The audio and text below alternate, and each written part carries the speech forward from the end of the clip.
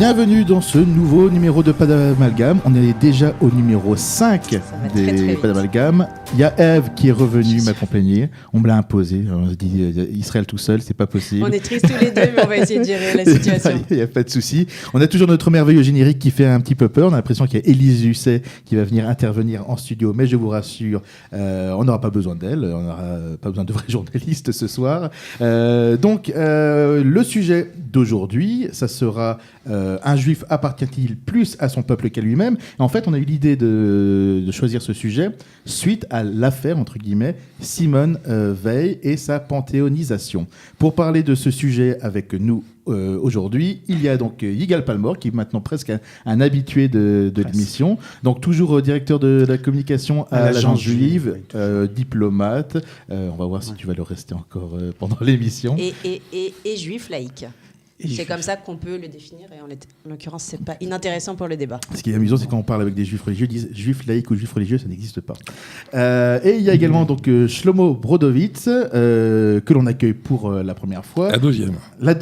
Dans notre émission pour la première fois. Et en effet, sur Studio Kelita, c'est la seconde fois que tu viens. Peut-être qu'il y aura une troisième fois. Tu es l'auteur de L'âme d'Israël, les origines, la vie et l'œuvre de Menachem M. Schneerson, Rabbi de Lubavitch, c'est bien cela, 700 pages, pas plus. Préfacé par Elie Wiesel. Et préfacé bien sûr par Elie Wiesel.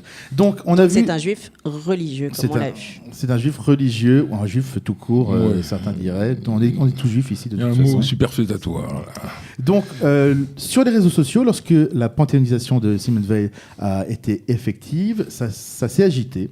Il y a eu de nombreuses remarques, en particulier sur l'aspect religieux de sa panthéonisation. Savoir si, en gros, le fait qu'elle rentre au Panthéon, ça correspondait bien à la pensée et à le mode de vie, mode de mort, je dirais, en l'occurrence juif, où il fallait avant tout respecter sa volonté, parce que, d'après ce qu'on a compris, sa famille acceptait la panthéonisation, et donc il y avait également, je dirais par ricochet, le fait qu'elle avait dû donner son accord dans cette probabilité, dans cette occasion, si ça devait advenir.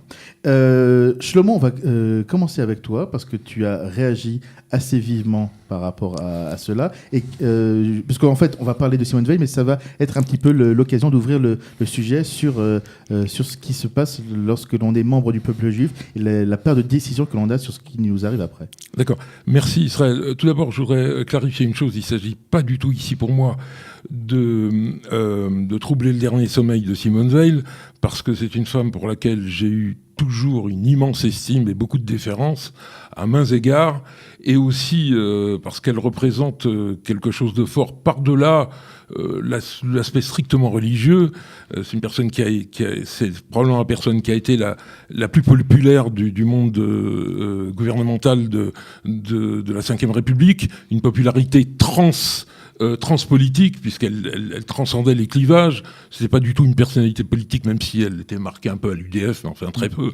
Et surtout aussi parce que elle représente beaucoup pour moi, et aussi parce que je lui dois une petite chandelle, parce qu'elle a accepté de préfacer un petit ouvrage que j'ai écrit et publié sous l'égide de la Fondation pour la mémoire de la Shoah, et qui racontait les mémoires de déportation d'un de mes amis qui est aujourd'hui décédé.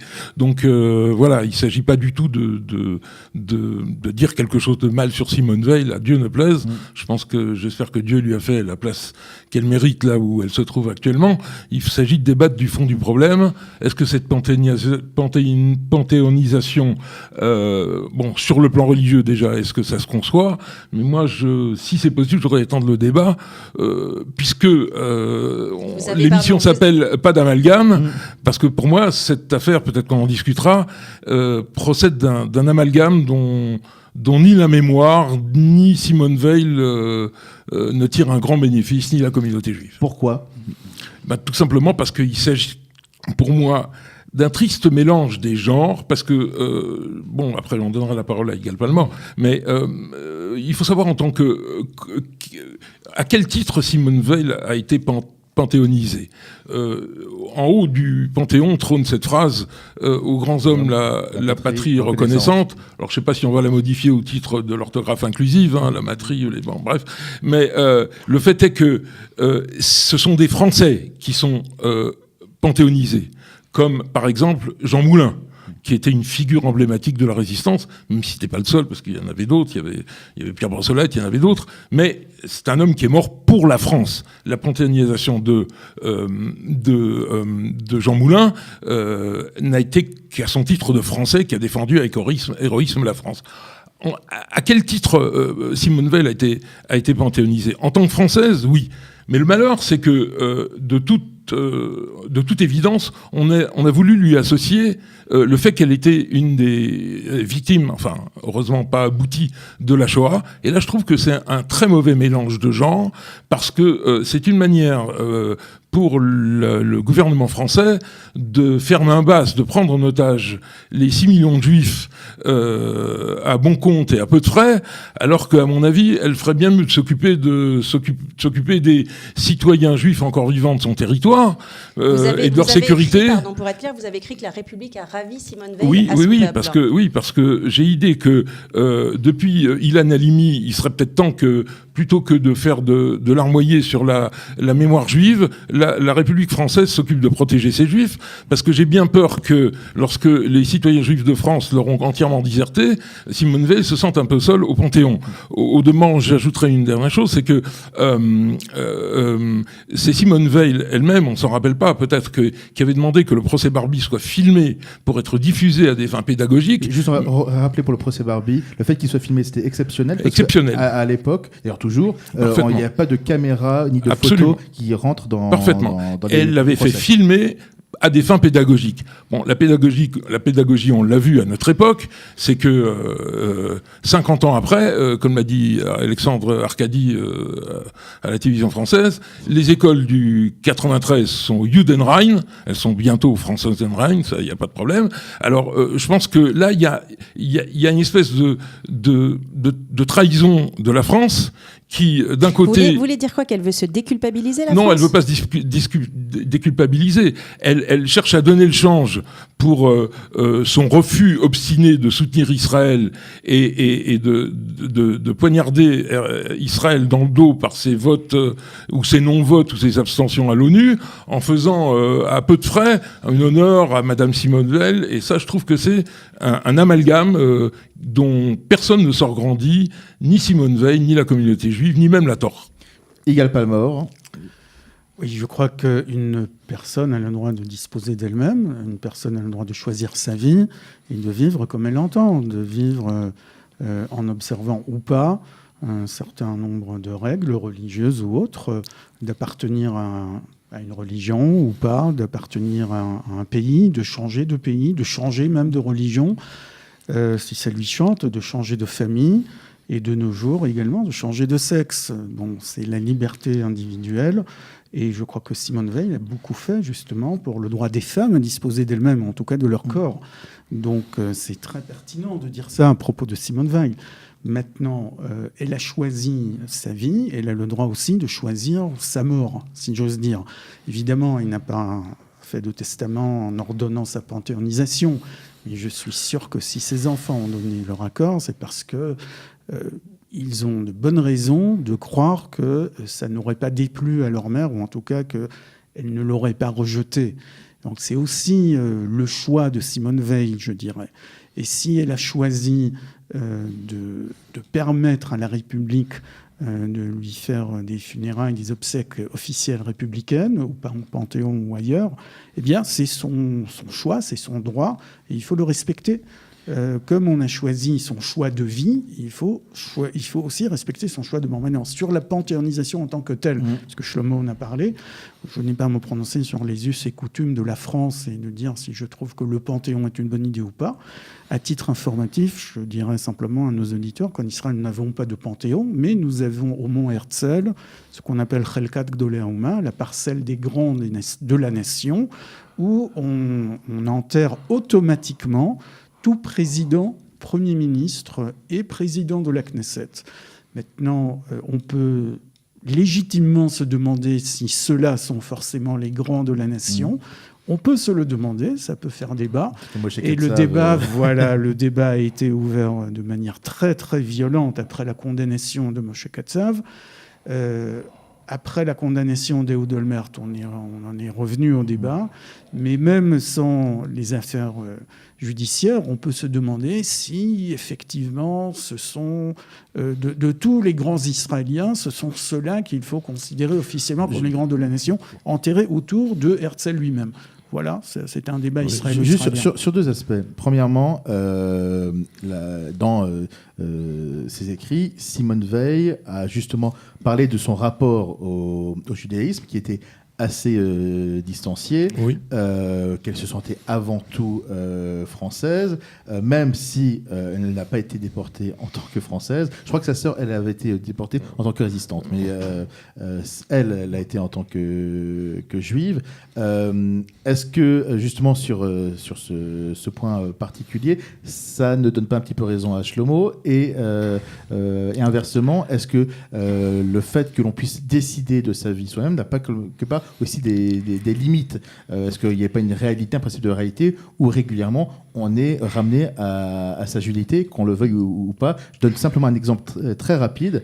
Récemment... Alors, pardon, oui. il faut préciser qu'en fait, pourquoi on débat de ça? Parce qu'un juif qui meurt selon la loi juive ne peut pas être enterré au milieu de non-juifs. Et il ne peut pas être déterré, sauf s'il c'est pour le réenterrer en D'où la question de Et c'est très compliqué. panthéonisation. Et c'est très compliqué. On voit le cas d'Ouman avec... donc ça, c'est un autre débat. Donc, est-ce que l'on n'est pas juste ramené à ces sujets? Je donne un simple tout petit exemple. Il y a un type qui s'appelle Jacob Cohen, qui est très proche de Alain Soral, qui s'est retiré de son groupe et il reçoit un message d'Alain Soral en lui disant, en gros, les Juifs quittent le navire. Alors que Jacob Cohen est un anti-israélien absolu et quelque part, il se fait malgré tout renvoyer sa judaïté malgré son antisémitisme avéré.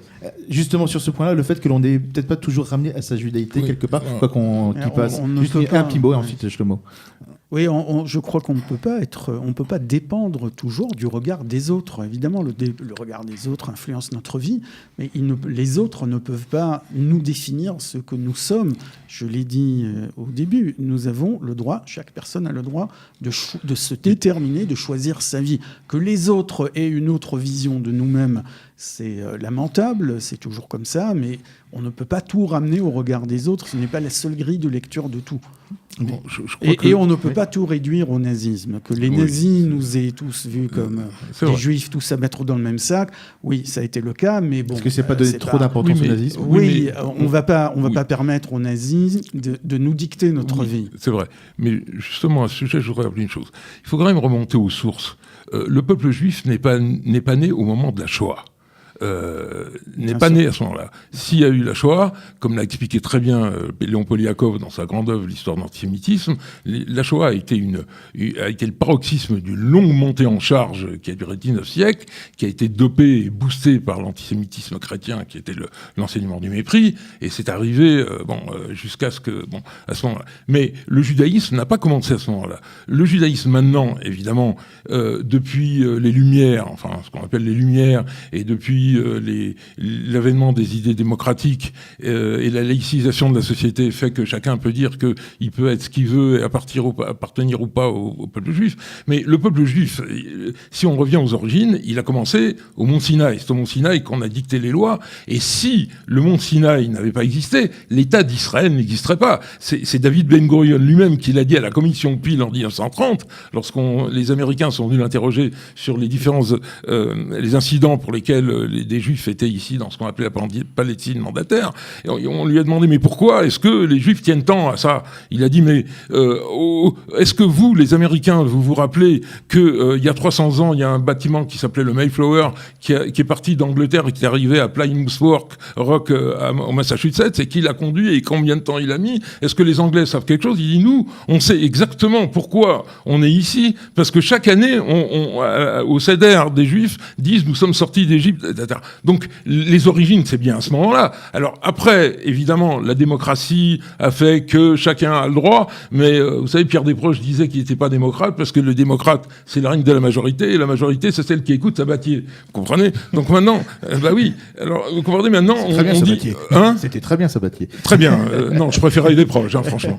Mais je le regrette beaucoup plus. Mais je veux dire que l'histoire a quand même montré que quand des Juifs ont voulu se désolidariser du peuple juif, mais pas seulement la Shoah. Bon, la Shoah, on l'a vu avec beaucoup de gens. On l'a vu avec Irène Nemirovsky et son mari, qui fréquentaient tout le gratin de l'extrême droite après s'être reconverti, Gringoire et compagnie, et qu'on a emmené sans que personne dise rien. On l'a vu avec Max Jacob, qui s'est converti au catholicisme, et qu'on est venu chercher pendant qu'il servait à la messe. Donc, on a vu que quelque part, on peut toujours dire qu'on n'appartient pas, mais quelque part, l'histoire nous ramène... Alors, oui, mais est-ce que, néanmoins, il n'y a quand même pas cette part de choix et de liberté individuelle qui reste. Est-ce que quelqu'un est obligé de se faire imposer Est-ce qu'un juif il se convertirait au catholicisme Monseigneur Lustiger, par exemple. Oui, mais c'est très le cas de Lustiger est très particulier. Est-ce que le juif c'est un homme sur lequel je ne harponnerai pas parce que il a connu un parcours très particulier. Est-ce que le juif a le devoir d'imposer à ce chrétien, à ce juif converti au christianisme, un enterrement juif? Est-ce que c'est le devoir du juif? Juste pour Lustiger, ce qui est intéressant, c'est que en dehors de la cathédrale, on a lu le Kaddish sur son neveu a lu le Kaddish selon sa demande. Voilà, selon sa demande. Est-ce que là, on n'est pas une sorte de croisement? Vous savez c'est un cas particulier. Oui, c'est un cas particulier, mais selon sa demande, vous savez, il faut se rappeler l'histoire du prophète Élie au Mont Carmel avec les prophètes de Baal. Il leur a pas dit ne servez pas Baal. Il leur a dit jusqu'à quand vous allez danser sur les deux plates-bandes. Il leur a dit si Baal c'est le vrai Dieu, ben soyez à Baal, mais ne servez pas un jour Dieu et un jour Baal. Oublions Lustiger. Parlons d'un juif converti au catholicisme qui veut être enterré selon le rite catholique. Qu'est-ce qui se passe? Ben c'est ce qui s'est passé avec par exemple Henri Bergson, qui s'est pas converti parce que ça l'affichait mal, parce que les Juifs étaient à ce moment-là sous la loi portant statut sur les Juifs de octobre 40, mais il a fait à son enterrement, il a fait prononcer son oraison funèbre par un curé. Mais j'ai un autre cas de figure. Oui. J'ai un autre cas de figure où on parle de la France. Vous avez été à Caen, les cimetières militaires américains. Oui, on voit des croix et des étoiles de David les uns à côté des autres. Absolument. C'était des compagnons d'armes, Absolument. des juifs, des chrétiens. Des juifs sont enterrés en tant que juifs, mais entourés de leurs camarades d'armes chrétiens. Oui, bon, moi, j'ai rien contre ça. Vous savez, c'est des cas très particuliers. Voilà, quand même. Donc il y a des cas. Mais de toute façon, il faut comprendre que Dieu merci, le judaïsme, contrairement à tout ce qui se passe dans les pays islamiques, n'a pas. Vous savez, j'ai l'habitude de dire que le judaïsme, quand on lit les codes de loi juifs, le judaïsme est obligatoire pour ceux qui l'acceptent bien. C'est-à-dire que, en vérité, le judaïsme n'a pas. En vérité, à moins que le Mashiach vienne, mais à ce moment-là, il n'y aura plus de problème de conflit, puisqu'il y aura la paix partout. Si Dieu existe. Comment? Si Dieu existe. Oui, mais honnêtement, le judaïsme, Dieu merci, n'a pas d'arsenal de loi pour exercer la coercition et la contrainte sur des juifs. Oui, mais il y a une pression sociale également qui peut s'exercer. Ouais, enfin... si, par exemple, on reprend le cas d'une personne qui souhaite être incinérée en Israël, ce qui, lorsqu'on est juif, je crois, est très très compliqué, voire impossible. C'est contrairement au mariage civil dont on parlait. Voilà, disons l'enterrement civil en Israël est permis.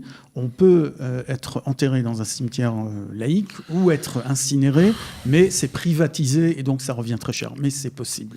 Bon, on peut.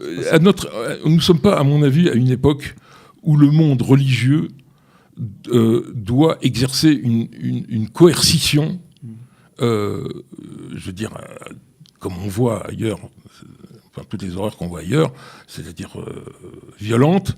Mais je pense que les Juifs qui croient la tradition, qui croient que la tradition est née au Sinaï et qu'elle n'est pas née à la Shoah, ni lors des pogroms de Khmelnytsky, ni lors de l'Inquisition. Et si vraiment notre tradition, c'est celle qui fait que Eretz Israël, d'ailleurs c'est bien mentionné dans la déclaration qu'a lue David Ben Gurion le 14 mai 48, qu'Israël s'inscrivait dans le prolongement des prédictions prophétiques. Donc c'est bien inscrit quelque part. Oui, mais donc, simplement, il y a également...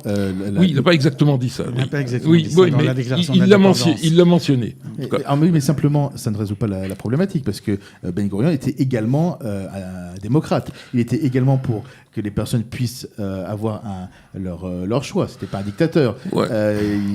Attendez, dans son parti, quand on l'appelait le vieux, on le considérait comme un véritable dictateur. Oui, c'est pas un dictateur comparé au dictateur de son temps. Évidemment.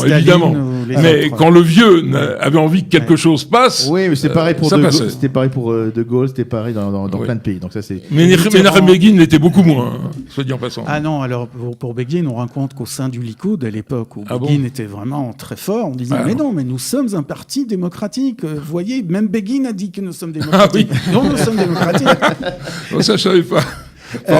Est-ce qu'au fond, la problématique, parce que pour les juifs religieux, le problème ne se pose pas tant que ça, parce que le problème d'être juif, c'est que c'est à la fois un peuple et une religion. Ce qui n'est pas le cas. C'est indissociable. C'est indissociable. Y compris d'ailleurs pour des juifs laïcs qui ont, dont c'est le cas de certains ici, ont quand même conscience qu'il y a cette partie religieuse, quoi qu'on fasse, quoi qu'on dise. Est-ce que pour un juif laïque ou athée, a fortiori, il n'y a pas plus de problématiques de ce côté-là, Yal ?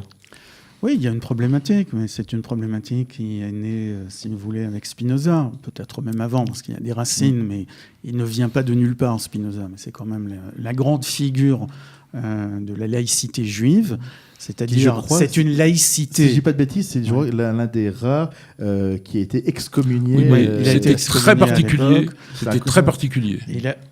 Je ne sais pas, les livres de Maïmonide avaient été brûlés par des rabbins catalans et provençaux, qui s'en sont repentis publiquement. Certains, comme Rabbi Yonah Girondi, bien sûr, mais c'était trop tard, ils ont donné l'exemple, et c'est sur cet exemple que des prêtres catholiques avaient brûlé le Talmud à Paris. C'est tout à fait vrai. Donc, les racines de l'excommunication sont là. Il y a eu les disputations... le cas de Spinoza était quand même un cas très...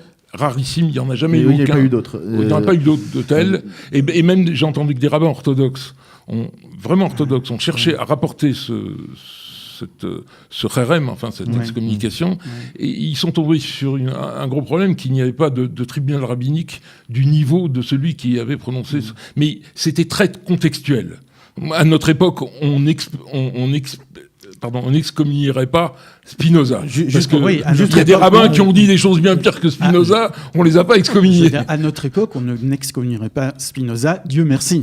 Dieu merci. Dieu merci. Juste pour rappeler un petit peu le contexte de ce qu'on appelait les disputations de Paris et de Barcelone, ce qui est d'ailleurs quelque chose d'extrêmement intéressant, c'est que les avocats, entre guillemets, catholiques contre le Talmud étaient des juifs convertis. Oui, comme Nicolas Donin. Pablo Cristiani. Cristiani, bien sûr, des affreux.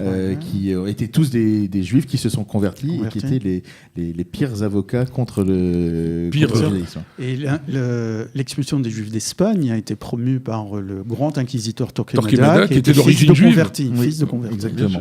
Ou descendant de converti. Exactement. Descendant, je crois que c'était un Granton ou quelque chose comme ça qui était... Ça veut dire qu'on va plutôt dans le bon sens en termes de tolérance au sein du judaïsme ? Je crois qu'on va tout à fait dans le bon sens. Il y a une évolution...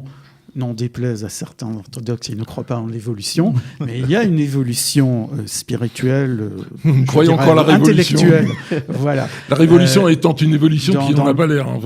Dans le sens, d'une plus grande ouverture et d'une plus grande tolérance, tout à fait. Mais on est loin d'avoir accompli le travail, il y a encore beaucoup de boulot. J'apprends le cas de Yoram Kaniuk, qui est un écrivain israélien, qui avait un petit-fils qui n'était pas juif, et constatant cela, il avait fait remonter son cas à la Cour suprême pour faire retirer la mention de sa religion juive auprès des autorités israéliennes.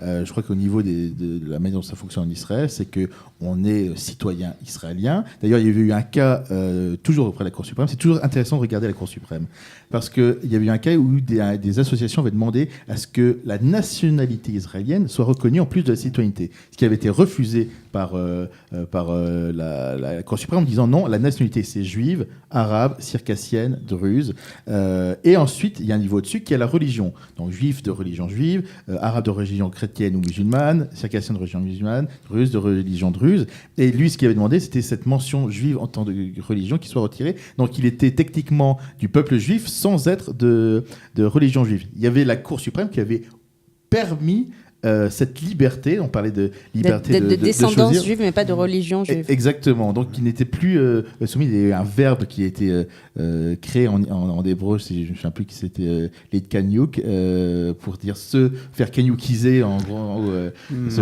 Il est plutôt l'héritier d'un courant intellectuel qui était assez fort dans les années 30, qui s'appelait les Cananéens, qui a surtout donné de très belles œuvres littéraires, mais qui n'avait pas beaucoup d'influence politique. Et lui était très proche des idées de ce courant. D'ailleurs, ce qui est assez amusant, c'est que les Cananéens qui étaient très très à droite avant, ensuite sont devenus très très à gauche par la suite. D'ailleurs, si vous voulez un exemple de l'art de ce mouvement-là, on le retrouve à Tel Rai, c'est-à-dire que le lion Trumpeldor. de Trumpeldor, exactement, et de ce mouvement canadien. Regardez un petit peu ce mouvement-là qui est absolument fascinant, et une bonne partie de la littérature israélienne en est descendant. D'ailleurs, ils étaient tellement cananéens qu'ils étaient païens, puisqu'ils ont été les premiers à faire une statue de Trumpeldor qui a fait un tel scandale qu'on a été obligé de la détruire, parce que c'est le seul personnage du judaïsme dont on a fait une statue. Et ça a déclenché un tel scandale que... D'ailleurs, ce qui est intéressant sur les Cananéens, pour en revenir sur notre sujet, parce que savoir à quel point le juif s'appartient ou pas au peuple, les Cananéens, d'ailleurs, on a les appelés les juifs cananéens, ils n'aimaient pas du tout ce terme-là, ils se considéraient comme les Hébreux et se reliaient véritablement à la langue hébraïque, à la terre, tout en voulant s'éloigner de la religion. Juste sur l'aspect religieux des Cananéens, c'était pas tant l'aspect religieux qui les intéressait, parce que c'était quelque chose un petit peu qui les concernait pas, c'est vraiment l'aspect culturel, linguistique. Oui, enfin, se couper comme ça d'un trait. Je voudrais revenir juste sur un point, si vous voulez bien. Puisqu'on parlait de Simone Veil. Simone Veil était d'une famille éminemment laïque, elle avait dit elle-même que son frère n'était pas circoncis. Et ce que je pense, personnellement, et je pense que ça fait sens, c'est que tout ça est venu du fait que, du fait que les Juifs ont eu l'émancipation, qu'ils ont fréquenté les facultés, qu'ils étaient beaucoup plus, disons, émancipés, une immense ignorance de la tradition juive a investi. Vous savez, on disait avant la guerre que, je crois qu'il y avait un mot qui disait qu'avant la guerre, que la différence entre un juif et un chrétien, c'est que le chrétien ne va pas à l'église alors que le juif ne va pas à la synagogue. C'est-à-dire qu'il y avait une immense ignorance complète de la tradition juive qui a fait que, puisqu'on parle de Simone Veil, on va en parler d'une autre, avec un W, qui elle a complètement déserté le judaïsme, qui s'est pas converti vraiment, mais qui s'est pris comme mentor un penseur catholique qui s'appelait Gustave Thibon, qui était un catholique. Juste, on va rappeler de qui on parle, c'est Simone Veil avec un W qui est une philosophe, qui est morte à Londres d'ailleurs. Qui est morte à Londres et qui a dit toutes les infamies possibles. Elle n'était pas tout à fait convertie. Non, elle s'est jamais convertie jusqu'au bout de la conversion. Non, elle s'est jamais convertie, mais elle a parlé de son extase dans l'abbaye de Solesmes, etc. Ouais. Bon, mais elle a dit des choses absolument immondes sur les personnages de la Bible, comme Moïse, franchement, mais c'est une femme qui était très intelligente, qui était une normalienne, mais elle était complètement ignorante, comme l'était d'ailleurs Edith Stein avant de se convertir au catholicisme, même si c'était une philosophe brillante, et sa sœur, puisqu'elles sont nées dans une famille à peine religieuse en Hollande. Donc elles étaient ignorantes. Donc tous ces événements-là sont le prix qu'on paye de l'ignorance, et la preuve, c'est qu'on voit que depuis les années 70, des juifs qui se sont mis à réétudier les textes sont devenus religieux à différents niveaux de pratique. On pense à Benny Lévy, par exemple. Je comprends pas bien. Quelles sont les conséquences de l'ignorance de la tradition juive pour l'ignorance les juifs des textes juifs. Si des juifs se mettaient au texte, ils verraient qu'ils ont une histoire. Ils prêchent sa paroisse. Je vais me permettre de citer le Rabbi Lubavitch, qui a dit, un grand écrivain américain dans un entretien, il disait, nous avons un devoir envers notre histoire. Nous n'avons pas un devoir seulement envers notre vécu personnel, contextuel et actuel. Nous avons un devoir, nous sommes juifs, parce que nos ancêtres sont montés sur des bûchers, ils sont allés au feu, au fer à l'eau pour être juifs. Oui, mais on ne peut pas couper la branche sur laquelle on est assis. Simplement, est-ce qu'ils n'ont pas été tués parce qu'ils ont gardé la liberté d'être juifs, ils voulaient être assez libres? Est-ce qu'il n'y a pas aussi, de l'autre côté, le fait qu'on veut être également libre? Non, ils n'avaient justement pas la liberté de ne pas être juifs.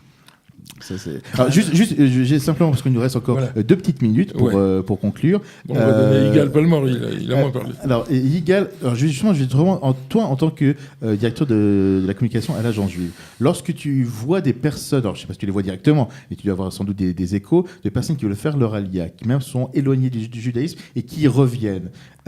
Comment ça se passe? Est-ce qu'ils ont également cette conscience que finalement ils ont voulu s'en éloigner et finalement ils Oui, alors il y a des cas, vraiment, on devrait faire une émission spéciale là-dessus, parce que si vous croyez que tous ceux qui ouvrent un dossier de Aliyah, c'est des juifs pleins de conscience juive, plus ou moins religieuse ou nationale, eh bien vous avez il y a des gens aussi qui fuient le fisc.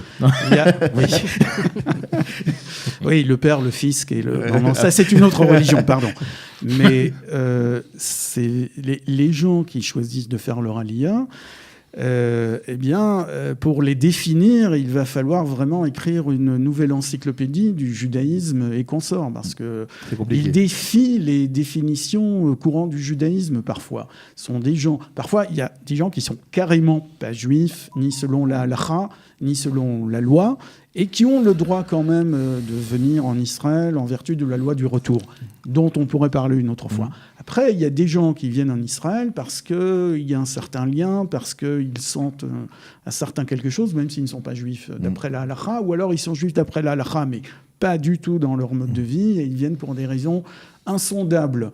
Donc c'est extrêmement compliqué. Et moi, je me méfierais terriblement avant de m'avancer à définir ce qu'est un juif. Donc nous nous tenons à la loi et aux critères de la loi, parce que sans départir, on avance en terrain miné.